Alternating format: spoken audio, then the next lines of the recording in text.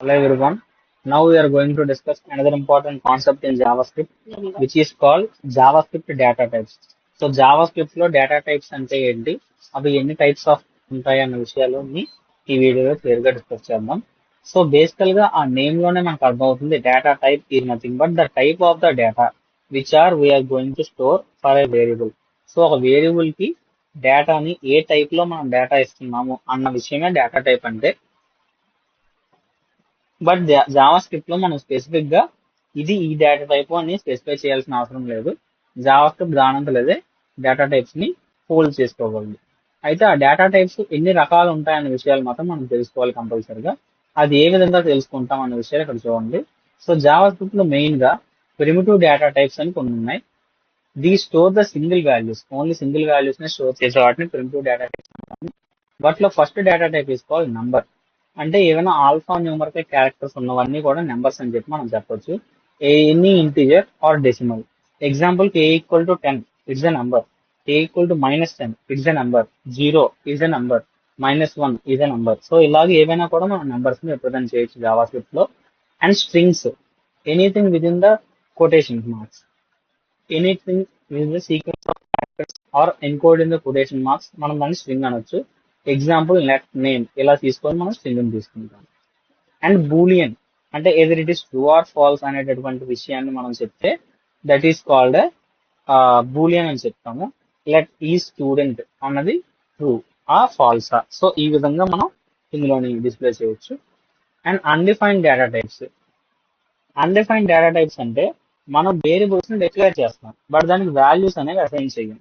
For suppose ఏదైనా మనం let X అని చెప్పి ఇక్కడ తీసుకున్నాం ఎగ్జాంపుల్ కి. సో ఎక్స్ తాలూకా వాల్యూ మనం అడిగామంటే ఎక్స్ అనేది డిక్లేర్ అయ్యింది బట్ ఎక్స్ తాలూకా వాల్యూ మనకి డిక్లేర్ అయ్యి లేదు. So that is called undefined type అన్నమాట. And null type, already variable అనేది డిక్లేర్ అయ్యింది బట్ అందులో వాల్యూ అనేది ఎంటీగా ఉంది. So that is called null. So which represent the empty value. Let us say example let Y equals to null అన్నాను అనుకోండి. So Y అనే వేరియబుల్ డిక్లేర్ అయ్యింది, దానికి వాల్యూ కూడా అసైన్ అయ్యింది. ఏ వాల్యూ అసైన్ అయ్యింది? నల్ అనే వాల్యూ అసైన్ అయ్యింది. So that is called as null type. And symbol, so unique identifier, ఆ ES6 తాలూకు ఫీచర్ ఇది. సింబల్స్ ని ఈ విధంగా రిప్రజెంట్ చేయొచ్చు.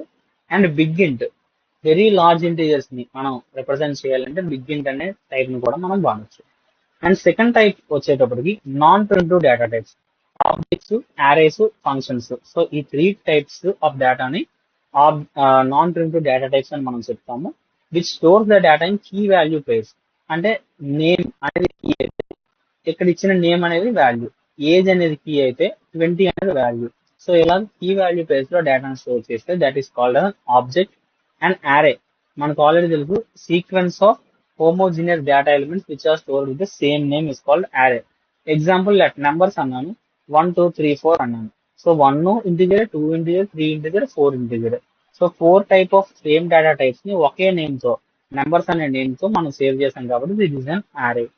And function, one black of reusable code, ఒక కోడ్ ని మళ్ళీ రెండోసారి వాడుకోవడానికి డెఫ్ అని కానీ ఇంకేదైనా సంవర్డ్ మనం ఫంక్షన్ డిక్లేర్ చేస్తే that is called function.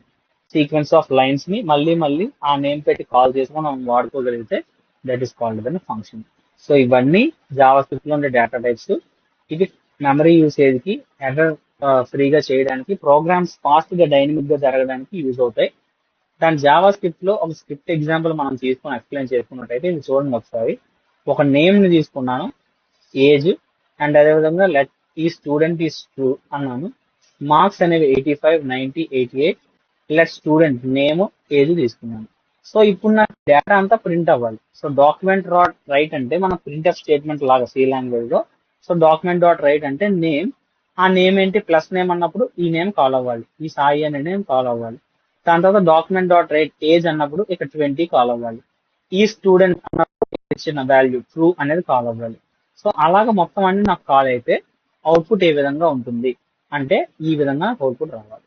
So name, age, student, marks and object. So ఇదంతా HTML లో మనం టైప్ చేసి బాడీ ఓపెన్ బాడీ క్లోజ్ కి ముందర స్క్రిప్ట్ ఓపెన్ స్క్రిప్ట్ క్లోజ్ అనే ఒక ట్యాగ్ లోపల ఇవన్నీ కూడా రాసినట్టయితే దట్ ఈస్ జావా స్క్రిప్ట్. ఒకసారి దాన్ని మీకు ఎగ్జిక్యూట్ చేసి చూపిస్తాను.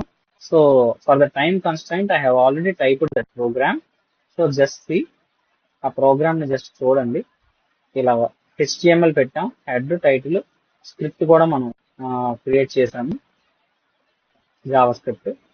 సో ఆ స్క్రిప్ట్, ఈ స్క్రిప్ట్ లో చూడండి ఇందాక అక్కడ ఉన్నవే మొత్తం లెట్ నేమ్ ఇవన్నీ కూడా మనం టోటల్ గా రాసాం. Script close and then we are going to run this program.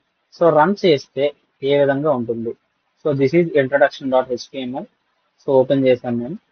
So దీన్ని జూమ్ ఇన్ చేసి మీకు చూపిస్తాను.